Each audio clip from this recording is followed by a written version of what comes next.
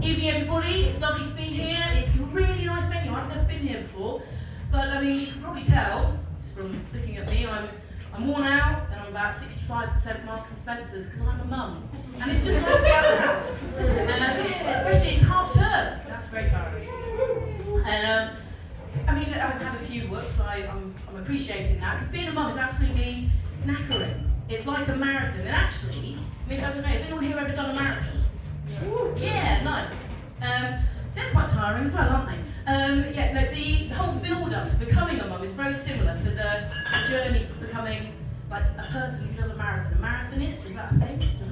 I don't know. So for example, like, everyone thinks they can do it, don't they? But they can't. Lots of people sign up and actually try and do it, but getting a place on the journey or the process, whichever we call it, it's very much to do with being in the right time, right place, right sponsorship. It doesn't work out for everyone, but the feelings that you get when you do get a place on either of these things is the same. Complete panic, which you overcome by making a list. You are going to need special underwear. You're going to need supplements. You're going to need to change your diet. Probably need to do a bit of exercise. And all of these things. There's a whole new language to learn. I don't know if you know about this yet, but NCT, you've got PBs, you've got nipple rub, you've got nipple crack, you've got nipple chafing, you've got swollen nipples. Basically, this is a time of your life where people will talk about your nipples more than any other time of your life. Which is a bit weird, but apparently it's just accepted. So you're on this process. You're going to be a mum, you're going to be doing a marathon, You're going to be doing one of these, aren't you? Other people will find out your news and they will congratulate you in the best way that they can by sort of bringing you down a little bit. Oh my God, that's amazing you're doing that. I did that and I nearly died. Hey. Or, oh yeah, Joe did that. 6 stitches, couldn't sit down for a week. Oh, all right, thanks.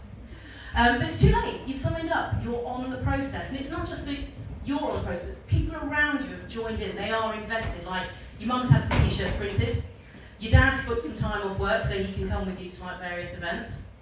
And Helen from HR has had everyone sign a card that says good luck and bought you some special nipples.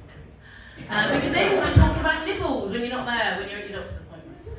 And so they're going on, and you get a bit worried. You've heard the horrible stories, and you're looking at it on the calendar because you know that there is an end in sight. Both of these processes, are about the same, like training time. Let's see. Both of these like wonderful things that you're doing for society, they both have like a deadline to them. And as that deadline approaches, you'll be getting a bit panicky. But, don't worry about it. Other people have got things sorted out. On the day, for example, the day of the big day, let's call it that, your bag's packed in the corner, that's lovely. But it's ready to go. But you're not, because you didn't get any sleep last night. You might not have had any sleep for a couple of weeks. You're absolutely cream cracking. Every time you stand up, you think you need a wee, but you're not completely sure, but you don't want to stand up just in case. So somebody else will drag or drive you to the start line. And you'll get there. It's great. People in high vis, well, that's more one of them than the other actually. A lot of people in pale blue, the one I went to most recently. But there'll be a lot of people there, like in a uniform, let's say.